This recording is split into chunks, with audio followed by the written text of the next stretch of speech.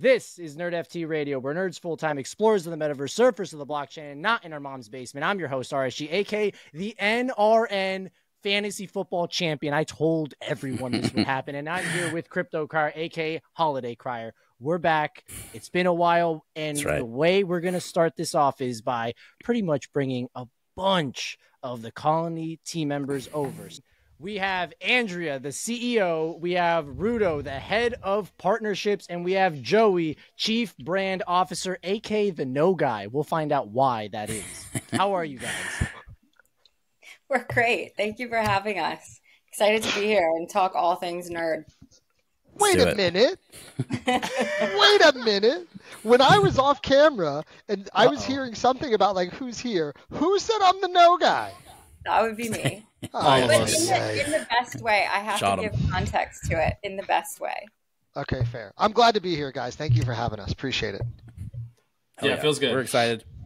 We're excited to be here. We're big fans of all things that are real world assets, anything that's kind of pushing the envelope on bringing adoption to blockchain, right? Like we are big proponents of that. So we've seen this big push with like Pokémon cards, and we've seen a lot of pushes with just like collectibles and stuff. We had the Supreme shirts go. We had a big loan on those, and that combination of loaning and real world assets is just sweeping the whole industry, really. So I'd love to hear more about your company, the Colony, and just give us a little brief overview of what you got for us.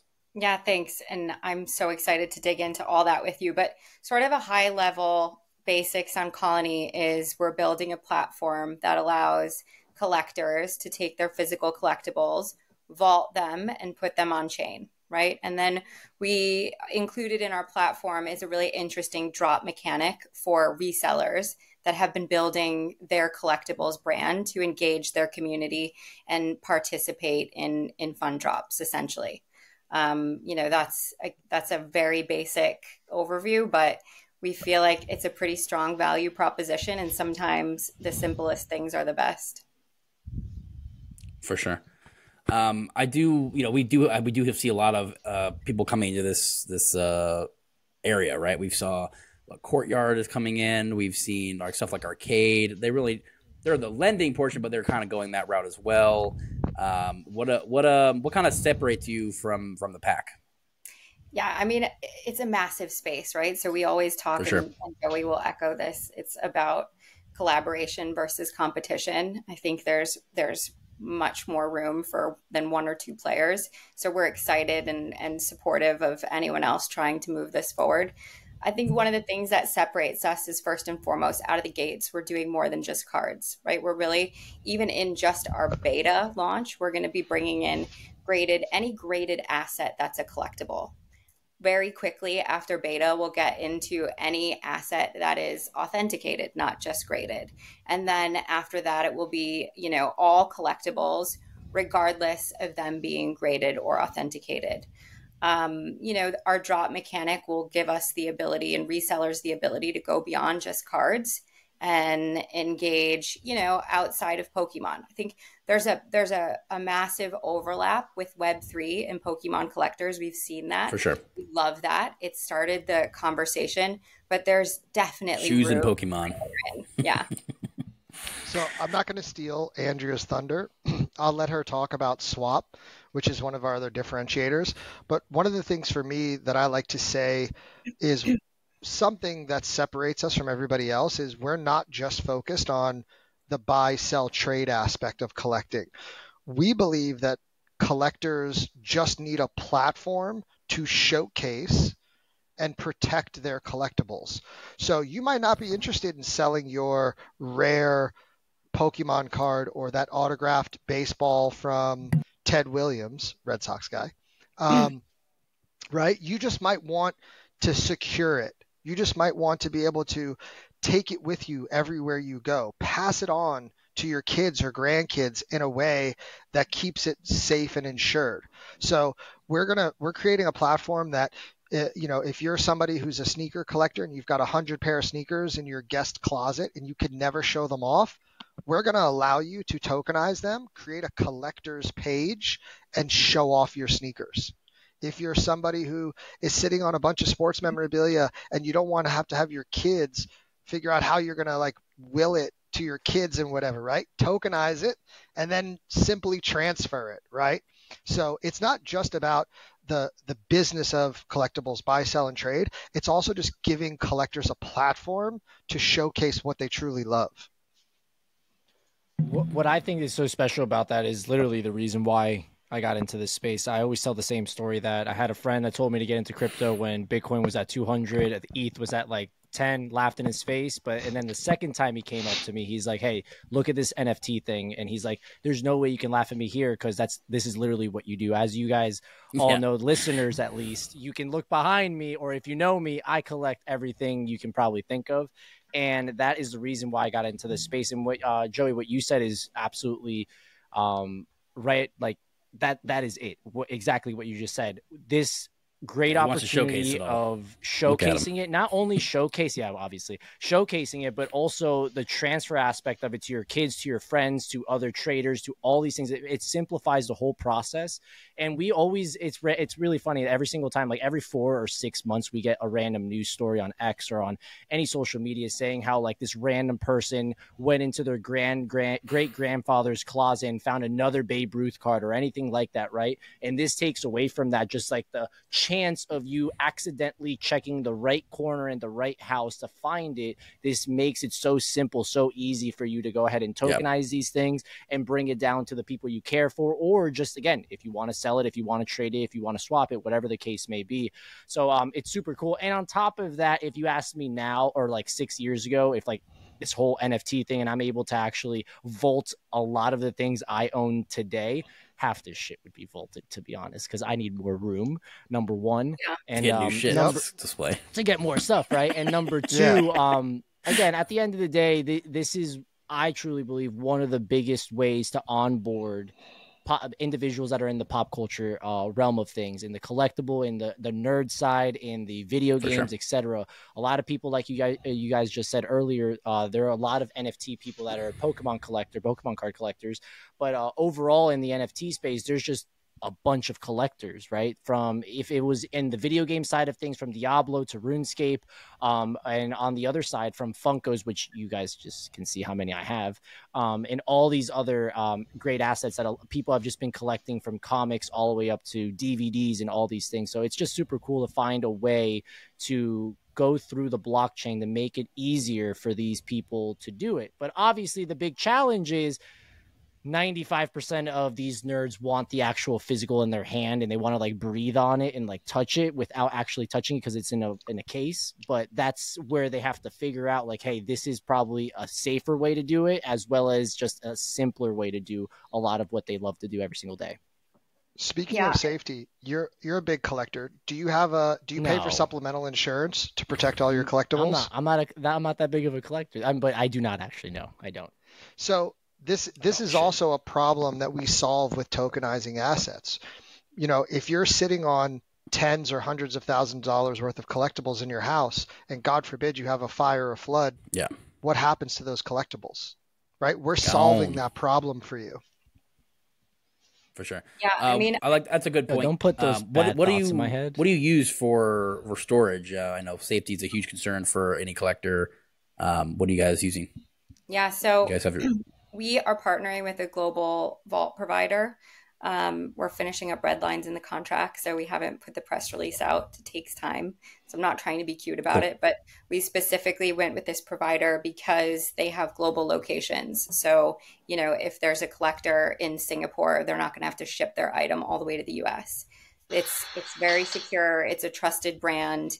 We feel, you know, we're super excited about the partnership. And quite frankly, it's a cornerstone of our offering. It's really important that people trust the brand that we've partnered with to send their valuable possessions.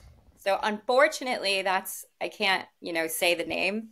Not yet. Not yet. Give us about a week and a half, and then we'll be there. No problem. I think it's a huge part of it, right? Like, it's definitely something where, you know, you're storing your own thing. We all talk about, you know, crypto are big, like self-custody type people.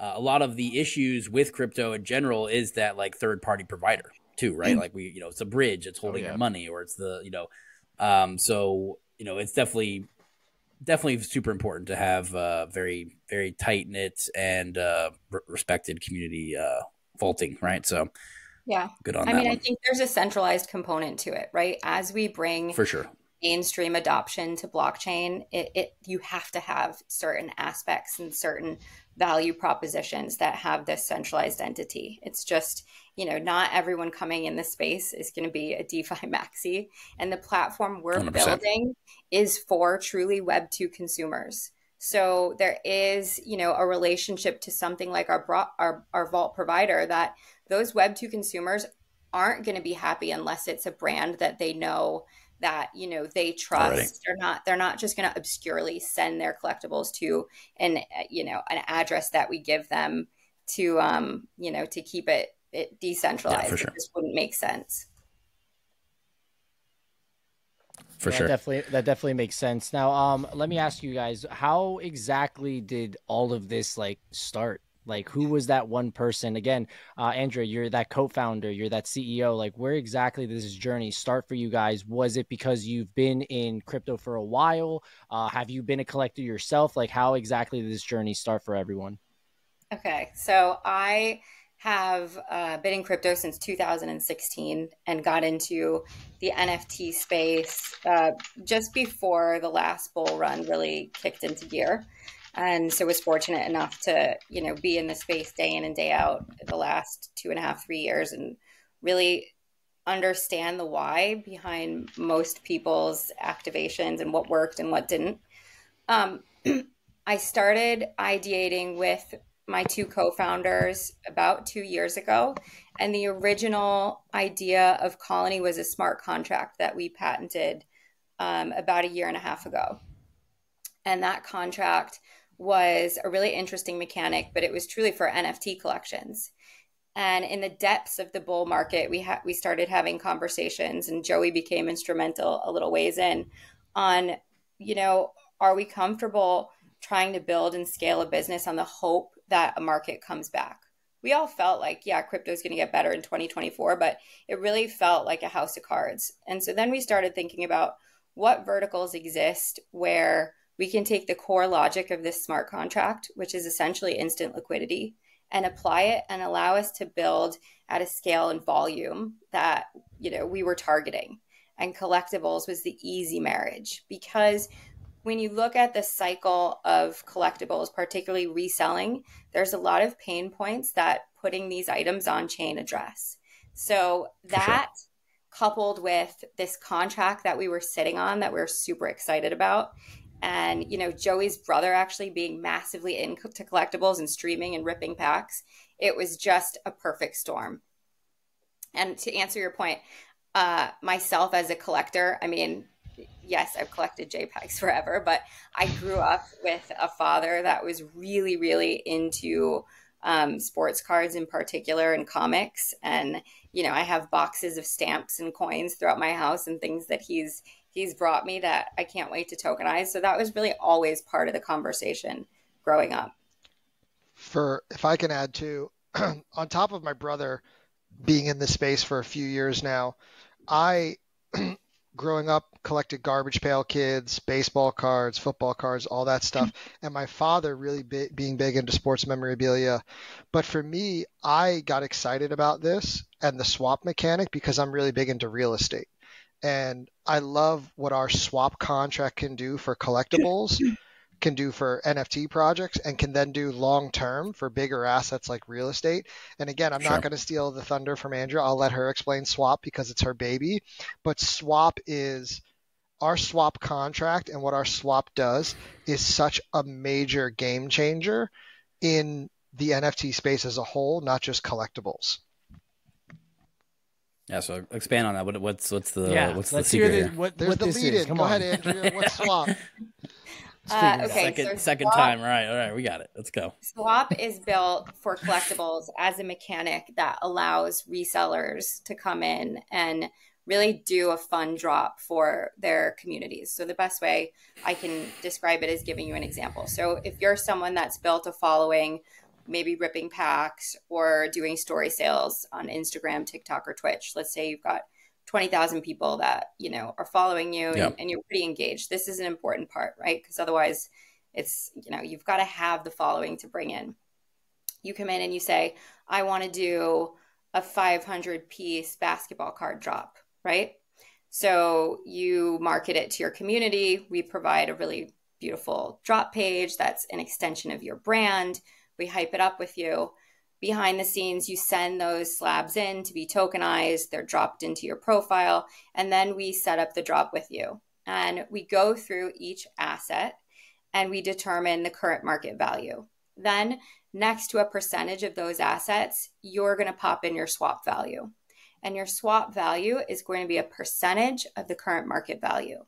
So when you are the buyer and you reveal, let's say you bought into the drop for $100, you reveal your asset the same way we do with an NFT collection. You will see if it has a swap value. Let's say, you know, you got lucky and the card's current market value is $250. Your swap value maybe is going to be 130, 140, right? It's more than what you originally paid. So you're like, oh, this is instant liquidity. I'm not in love with this asset. I don't want to wait for a secondary buyer on the marketplace. So I'm just going to swap it and take the liquidity. The liquidity comes out of what you determined prior to the drop those swap values would be. So it's all baked into the contract on the back end. It's a simple mechanic if you're the buyer, but building out this contract and the nuance and the triggers is actually quite complicated. We're super proud of it. You know, it's a way for the buyer to get that instant liquidity, and then the asset, if they do decide to swap, goes back to the original reseller. So if you think about it, now you're a reseller and you're getting a card that has a market value of $250 back for $130. That's a great day. People right now are paying very close to 80 to 90% value on the secondary market for these slabs. There's a massive backup at the grading companies. You know, it's in high demand. So that's a really high demand good right now currently position for that. Now you're the reseller and you've got maybe 40% of your drop back or 30% of your drop back. You're happy because you've got it at close to, you know, 50, 60% off current market value.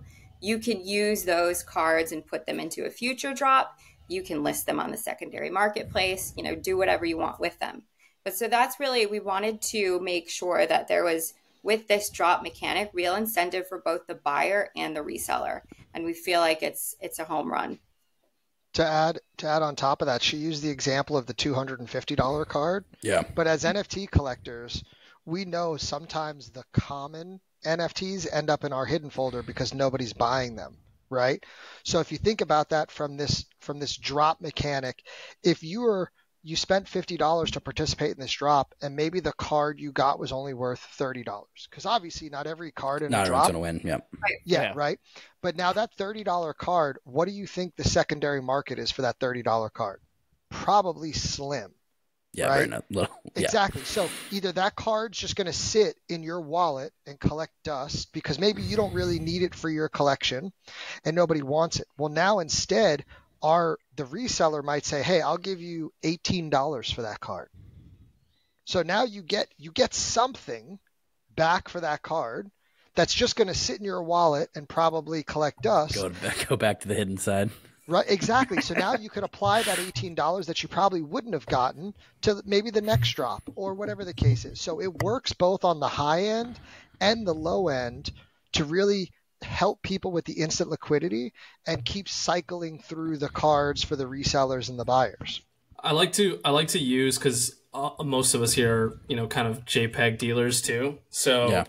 I like to use kind of like the blur bids example, except, you know, if you mint an NFT, it's pre-reveal, and then all of a sudden reveal happens. You have the commons, the mid rares, the really rares. Yep. There really is only instant liquidity for basically like floor, right? But yeah.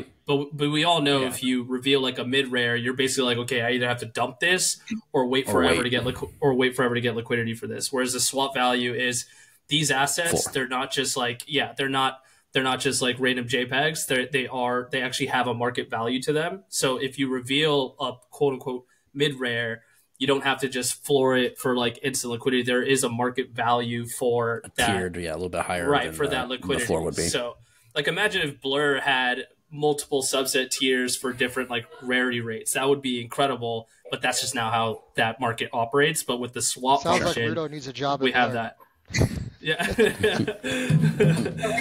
kidding. We don't want to lose him. We don't want to lose him at the colony. I'm kidding. Yeah. So, but I definitely agree. I mean, we've seen this a couple times. What blockchain are you guys using for this? If we're building on Polygon. Polygon. Okay, cool. Yeah, that really goes into creating a very low barrier. Getting $18 in liquidity back is now a $21 gas transaction. You're like, oh shit. I know. That's not going to work. Why would I do this? Exactly. Yeah. I so mean, Polygon, at the end of the day, it's really great. Go ahead. I'm so sorry. No, I was just going to say Polygon allows us to build a product that if someone's never opened a MetaMask, doesn't know what a seed phrase is, we'll have social sign-in, we'll have Apple Pay and Google Pay, and just, again, have really fuzzy and warm UI so that someone that's never been in this space that we all eat, sleep, and breathe feels comfortable from day one. That's actually exactly what I was about to say and ask, on the sense of like these individuals that are coming in that just have never done what we do, having that MetaMask, having even a Coinbase, and having to transfer your tokens over from Coinbase to MetaMask. It's a whole process, and unfortunately, we're just not there yet where everyone can do it just yet. So my question that I was going to ask was how exactly with that random person, that person that just hasn't been in the crypto space or the NFT space, are they going to be able to grab their collectibles and start doing things with you guys? And if that aspect of it where you have that Apple Pay or you have that Google Pay, etc., is going to be there, that option for them, it's going to be pretty simple for them to understand, like you said, a fuzzy UI UX, so that they feel secure. They don't have to do like 45 transactions or 45 steps just to get to the final goal of what they're trying to do is the goal, obviously. So from a MetaMask perspective, or honestly to any wallet perspective, that's what we're waiting for, is for that whole simplicity. I always make the joke with Cryer, because he's Android, I'm iPhone, like every other human being should be. The reason iPhone is better is because it's easier. I'm not saying it's like actually Androids better. I'm just saying stick it's together, simpler. Cryer. That's right, baby. It's just easier to use. It looks nicer, the whole nine. I kind of use the example with like Xbox and PlayStation. It's the same thing. Which one's easier to use? Which one looks nicer? And all that. So for a lot of people, even from 80 years old all the way down to 10 years old, they're going to pick always the simpler and the one that looks the nicest. So. Yeah. For the record, so we're 71%. Wait, hold on. For the record, 70. Get some Android stats. Let's go. Wait, 71% of the world is on Android. Correct. 71%. Yeah, correct. of those Now, 70%, the 90% is like in Asia and India and Russia and In the US, it's like 60-something% iPhone in the US, but in the whole world, it's like 71%. Listen, guys, and it's fun. I'm going to fact check that. Keep going. Cryer, you keep going. I'm going to fact check I'm that. telling you right now, Google it. 71% Google of the world is on Android, 28% is on iPhone, and 1% is on like other. Because I have this conversation all the time. Actually, it's 0.05 on Solana, by the way. Thank you very much. Yeah. Remember that. 0.0004. 0.00004. Automatically, when someone pops up green on my messages, I'm like, oh God, here we go. Red Sox. I feel like Red Sox is looking at our Trello board. I'm literally writing a post for Friday about like our frictionless process when it comes to onboarding and on and offboarding, like fiat and stuff like that. So I will tell you, Friday I have some content coming out about how we're creating a frictionless process on the platform for people. This is a good lead-in. We were on a space a little earlier, and the question they asked was, why now with RWAs? And from our perspective, we could not have put this platform together a year and a half or 2 years ago, because you really didn't have the tools and the partners that you need to onboard people outside this space. It was just too complicated. Yeah. Right? We have great partnerships that, with our wallet provider, with our on-ramp, with our off-ramp, that make it seamless. One of my co-founders is a product guy. He's our CPO, and his whole thing is it's got to be a 2-click process for the buyer. They won't even know they're on chain half the time. It's just going to be a really simple, fun platform for them to engage with. I definitely agree. I mean, we've seen so many advancements with account abstraction and all of these things. It makes it so much easier, and that's why I think we're getting a lot I think that's why Solana's kind of popping off too, right? Like we've seen, the less friction there is for a person to actually interact on a chain or do something, the more use you have, right? Like you can literally be like, hey, here's $10. You can now at least go experience a chain. You can't do that on a lot of these things, right? So it makes a huge difference when it's literally like, okay, all I have to do is sign up with my Google and you can send me $10 and I can start and do whatever I want. Great. It's a lot more than, it used to be in 2016 when we're like, all right, let's see. We got to go on here. We got to set up all this garbage. It takes forever. Here's 2 seed phrases. Here's all this stuff. It's definitely a big hit. So it's happening to me with so many people. Go ahead. No, please go. I was going to say I had people at work where unfortunately like they were involved in the crypto space and the whole nine. And what Cryer was saying with the seed phrase, like they just couldn't find their seed phrase and it's over. And they have now shunned the existence of crypto and NFTs. And they're like, I'm never touching that because I lost the opportunity of all the things that I had. And again, it all goes back to just the simplicity aspect of it and just making it secure and safe. The reason why when we ever have someone that's never been in the space and they ask us, hey, how do I start? We all always say Coinbase and MetaMask because those are the 2 safest ones in our minds. Now, do we all use those 2 all the time?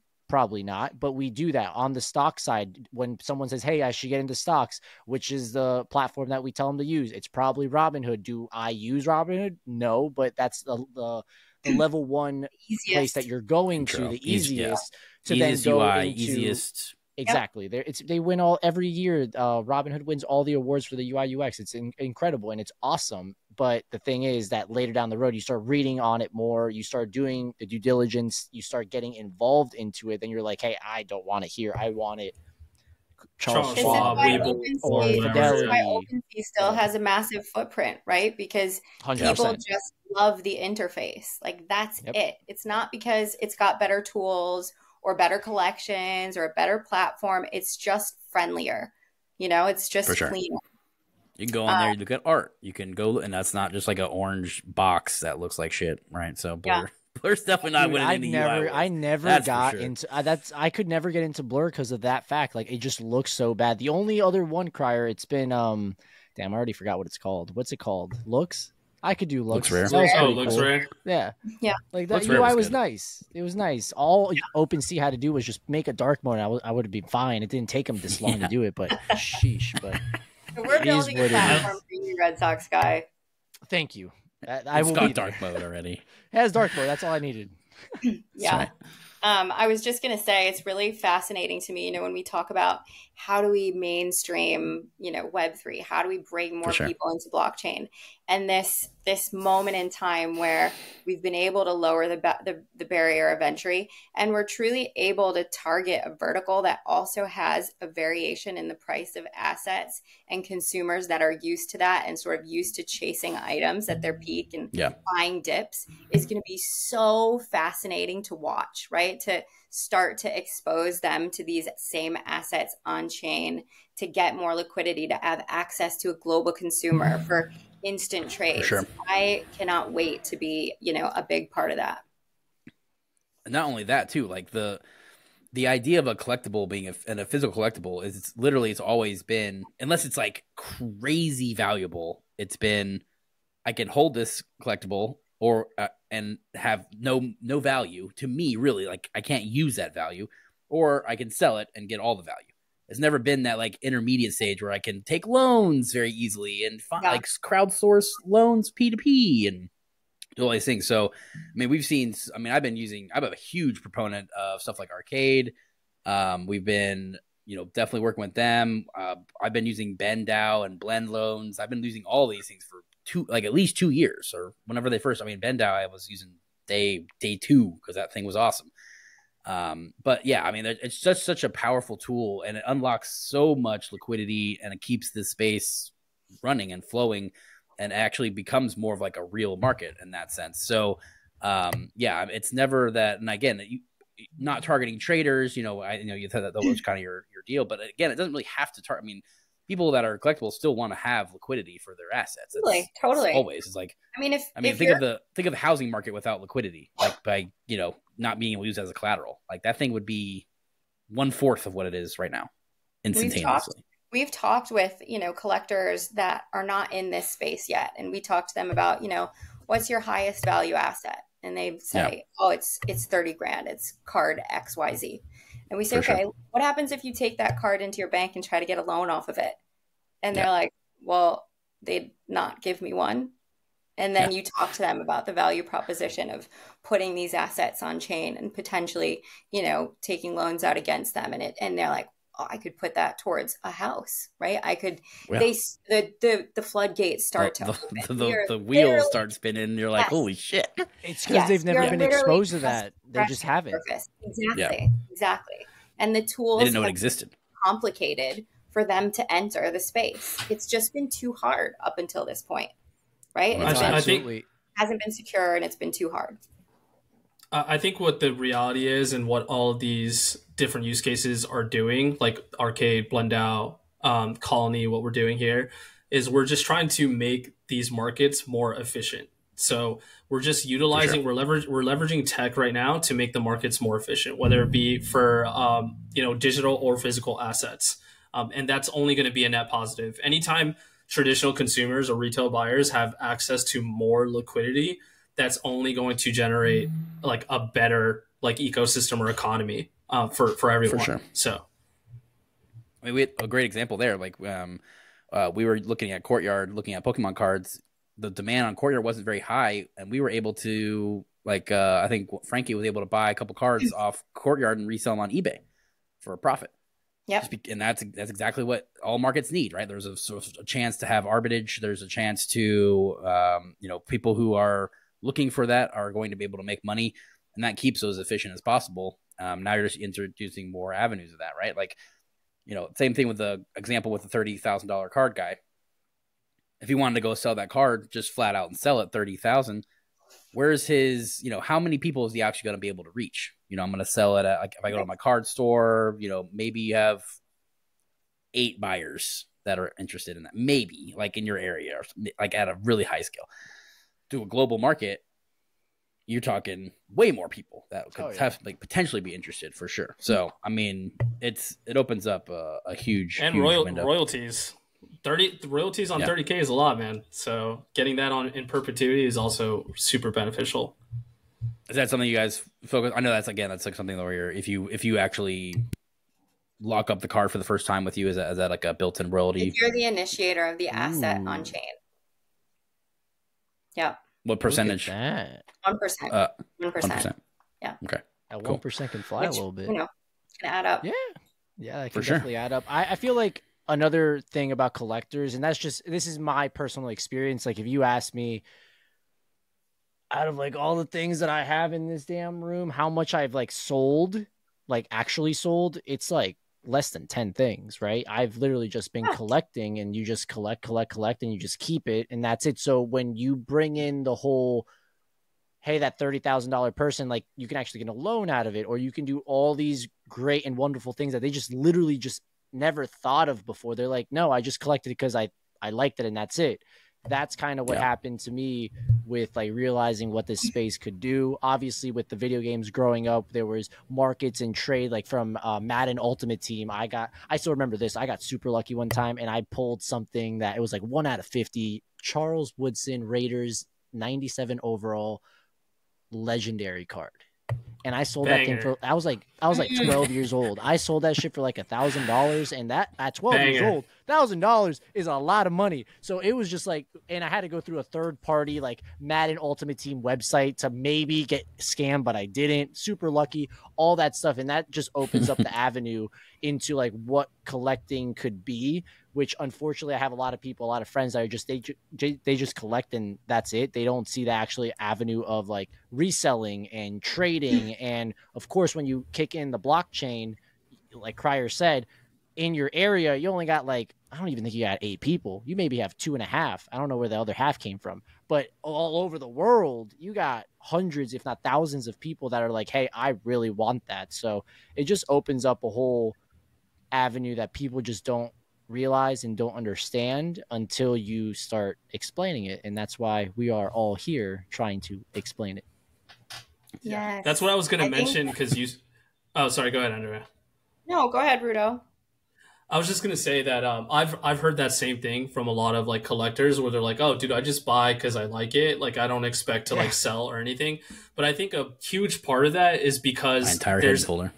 Yeah, well, yeah, but there's like effort involved with like trying to sell this stuff. But I always tell that same person like, okay, imagine if all of a sudden like you have all this stuff that you've collected, but you're not really keen on selling it. But what if out of the blue, for like whatever reason, you had 100, 200, 500 people who are willing to offer you money on like half of your collection or a couple of pieces? They'd be more willing to sell if they knew they had an open market that like wanted to buy their collection too. So you want to register your items. You know, we muted those OpenSea notifications for, you know, first off, you're the only listen, guys. Am I the only person that did not mute those? Like, I got them all. I still got pictures of them. Maybe that's, by the way, dude, my phone would literally blow up if I left that on. Next time I take a picture of an NFT or anything crypto and I send it to you, you tell me to sell half of it. Whatever it is, I got to sell half or the whole thing, because every time you take a picture, you know you have to sell it.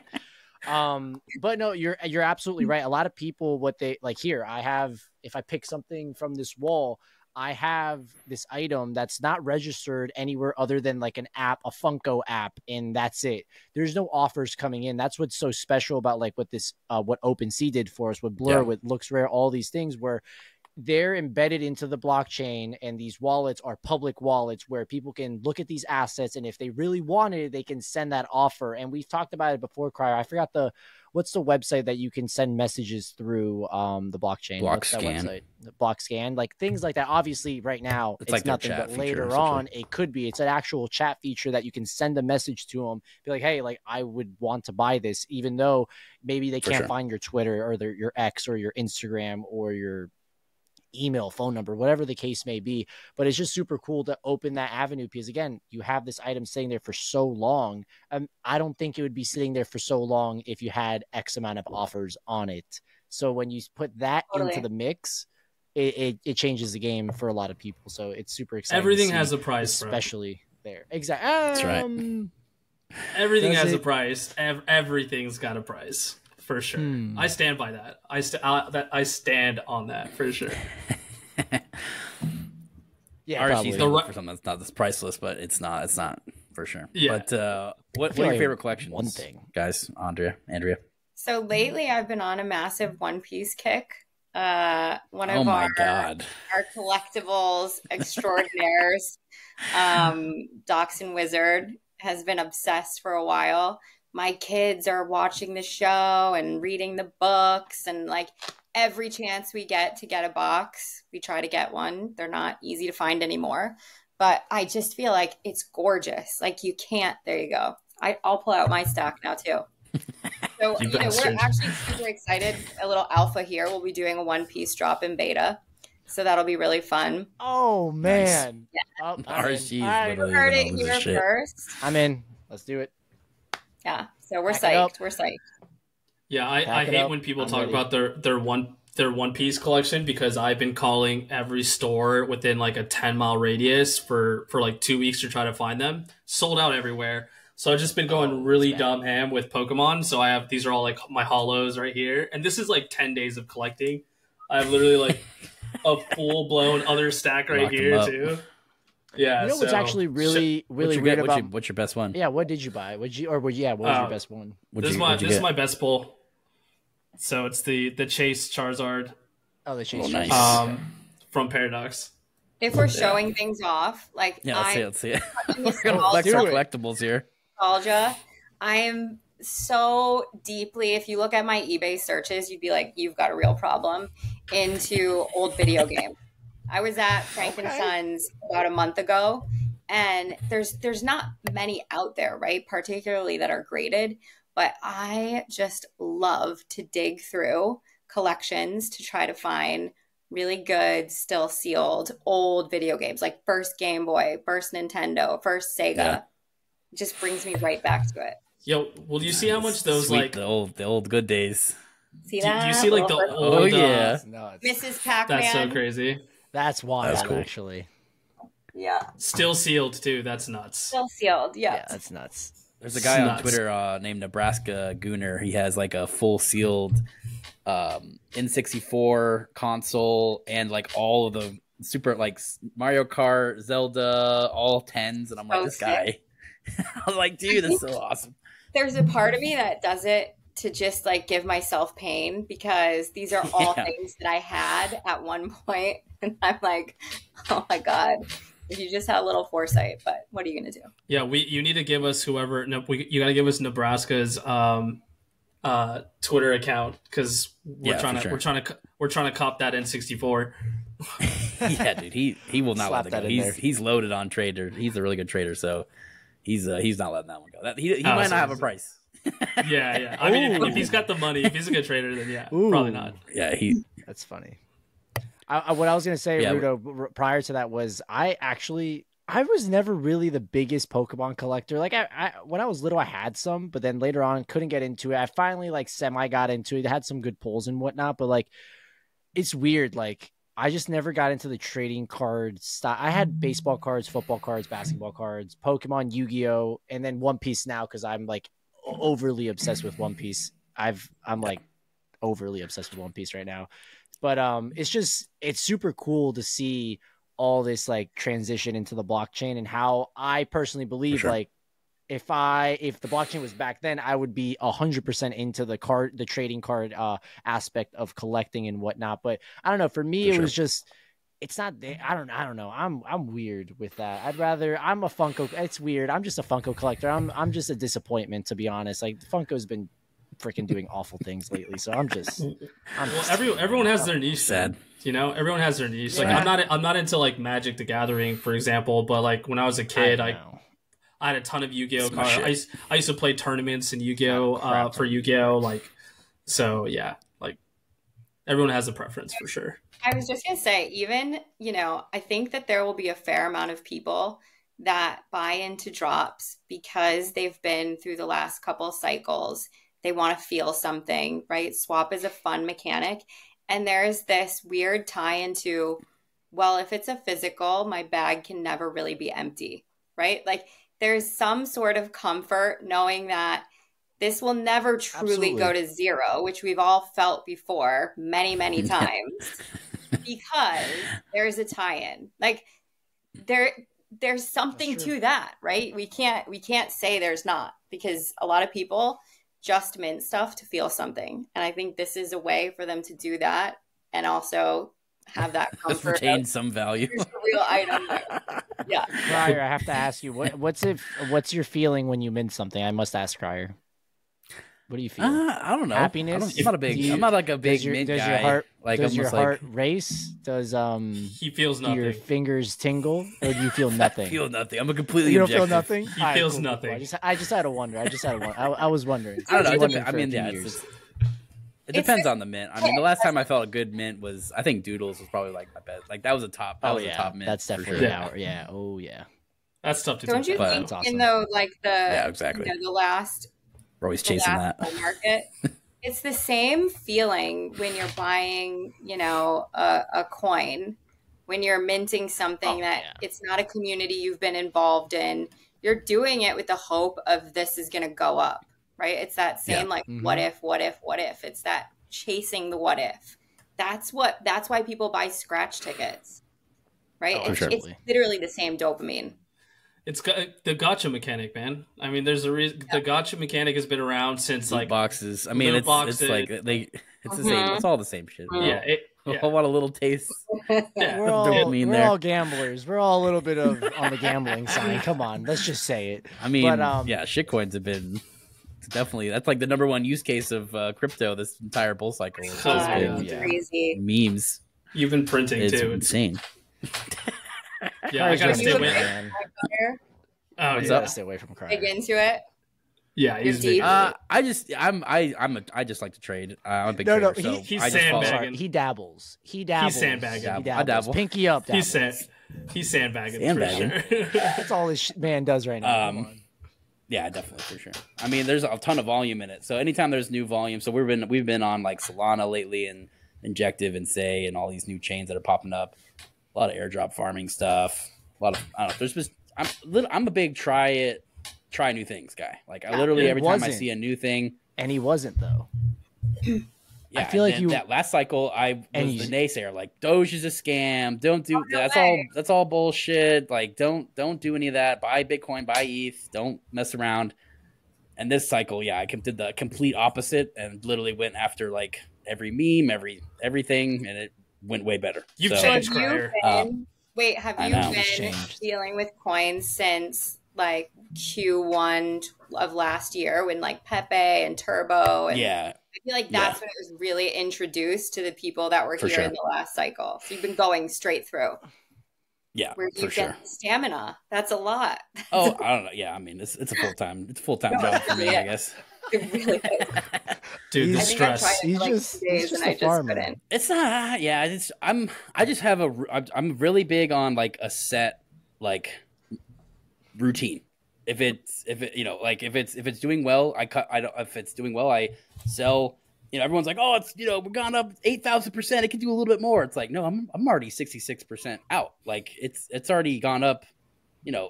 I don't ever keep any of these things. Like I missed out on 600-700 ETH on Pepe because I sold it early. You know what I mean? Like, but I also don't care at all because you said that way too casual, Crier. How much? Say that one more time.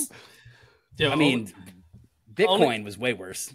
Ticker Bitcoin was like an absurd amount. But it's only in crypto, man. Only in crypto and DeFi. Are we like, pretty? It sucks. I missed a casual 600 ETH play, but we take these wins, we take these losses, man. Only in crypto do we talk about it like that. The blockchain giveth, the blockchain taketh away. Oh yeah.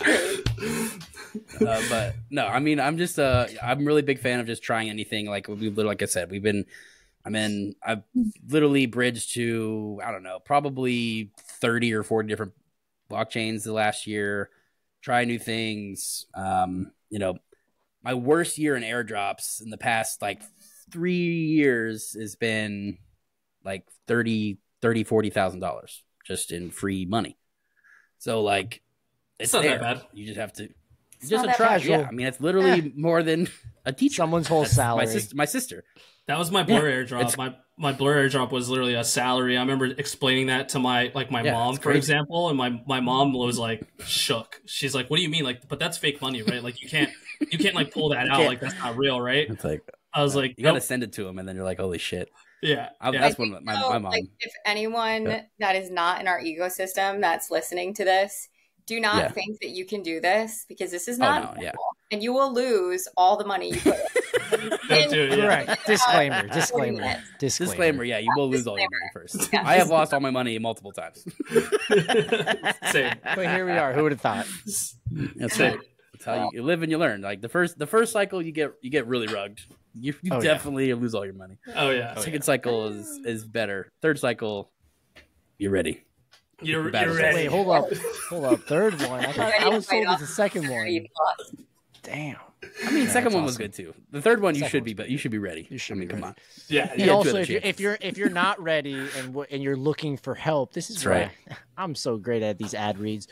Brought to you by Non-Refundable Network. If you need a group of people to help you out in the space, people like Crier, people like Frankie, people like Yaba, don't trust Yaba.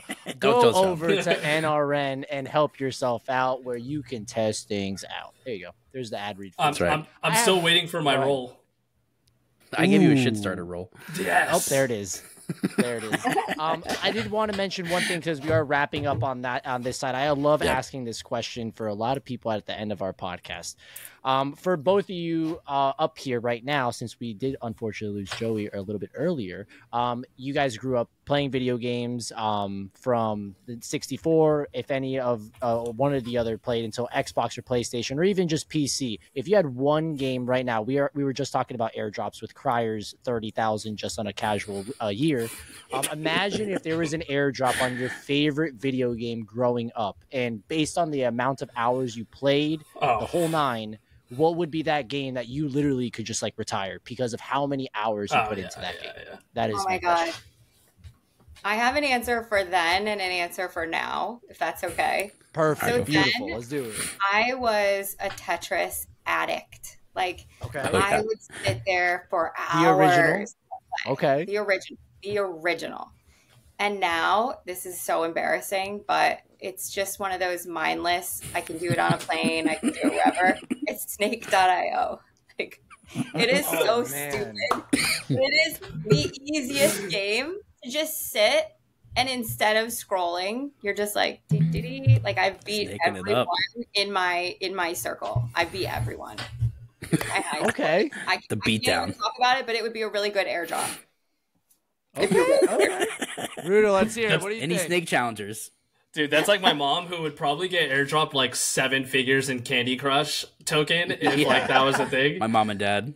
Yeah, dude. I never played Candy Crush, but don't do it. It's addicting. My parents came for holidays, and they're like, "What?" I'm like, "What the fuck are you guys doing? You guys came, you flew like all the way up here. You guys are just playing Candy Crush. My kids are here. Like, let's go. Come on." At family parties, I'll say. But you know what? Actually, the other piece that I do religiously, like Snake.io is not an everyday thing, but religiously, I do Wordle, Connections, mini crossword, like those brain games. Casual games, yeah, casual games for sure. Casual games to work my knowledge. See, I was a complete gamer degenerate growing up, so like we're talking full blown 24-hour days. Doing raids and endgame and like Final Fantasy 11. So when I was like in end of middle school or beginning of high school, I was doing like a ton of MMORPG stuff. So I've given way too much of my life to like Final Fantasy 11, a little bit of World of Warcraft. But I would say my biggest airdrop would probably be like Halo 2 when it first went live on Xbox Live, and then Gears of War 1. I was ranked. I was like ranked literally on Gears of War. So I would say the MMORPGs with Final Fantasy 11, and then like first person shooters when they first went live, Halo 2 and like Gears of War. Like I would retire into the sunset if I got an airdrop for those. So now I have a follow-up question. Xbox or PlayStation right now? Like right now, I'm taking PlayStation right all day. now. They got better exclusives for sure. They got better exclusive titles for sure. I finally just got a PlayStation. I've always had my Xbox since the first one all the way to the last one, and I just finally got a PlayStation. And I played all 3 Spider-Mans in like 2 weeks. I literally haven't seen this dude in like... He hasn't seen me in like a month 3 and months. A half. Like I went ham. You're literally playing against my kids right now because we got to play. Dude, I don't even think they're going to school at this point. I think they're only doing Spider-Man. They probably don't get on the bus and just sit in our basement. Damn. I sold all 3 Spider-Mans. I sold all my consoles like 2 years ago. Sold all my consoles like 2 years ago because I don't. This is how bad of a gamer I was. What floors did you sweep? I literally don't trust myself. I literally don't trust myself to have a console because I will put too much of my life into it. So, but the real answer is PC gaming is games on PC. Master race. That's the real answer. PC gaming all the way. Listen, that's right. This will be the last. This is the last thing I'll say on this topic, and it's to PC gamers. I don't understand how you use your pinky on the keyboard. It makes no sense. He can't hit shift with his pinky. I can't hit shift either. He can't do this. It makes no sense. What do you mean you can't do that? Like it's not. Use a controller. No, this makes no sense. Keyboard designed with your hand in mind. You know that, right? Like it literally is designed for your pinky to hit shift. Actually, it's really funny for all humans. Smaller and smaller. It's eventually going to go away. I'm telling you, it makes no sense with the pinky. I will say, if I put my keyboard like sideways, I can hit it better. But if it's not sideways, I'm screwed. I can't win. So I have to add the controller aspect to it. You could ask Cry. I'm pretty decent at like first person shooters and whatnot. But when it comes to keyboard, I'm a hot mess. Like I'm a hot mess. It's rough. I can't do it. It pisses me off because I love video games, and it's like Super Smash. Like I love all video games, and I love Super Smash, but I am so bad at Super Smash, and it pisses me off. And that's what it for me, like PC gaming is. Like I want to be so good at it, but I just can't get with the freaking keyboard. Like I don't get it. It's very concerning. But yeah, let's wrap things up. We've been here for some time now. For the two that are still here, thank you so much for stopping by. Obviously, myself and Cry are very excited for what you guys are building, what you guys are doing. You mentioned the One Piece drop. I'm going to be there for that. And I'm super excited just to see the overall growth of the space and what you guys are building. So again, thank you so much for stopping by. And we would love for you guys to come back later on as well to see the progression of your project and hopefully the overall collecting space into the blockchain as well. That's right. Yeah, thank you so much. This was really fun. We look forward to doing it again. Absolutely. You guys are legends. Thank you. Legends. Thank you so much. See, we can just end it on that. But for the listeners, thank you so much for stopping by for another episode of NerdFT Radio. We will catch you guys next time. Go grab a brick, throw it at Crier, and maybe you get a $10,000 airdrop. Peace. There you go. Peace. All right, peace, guys.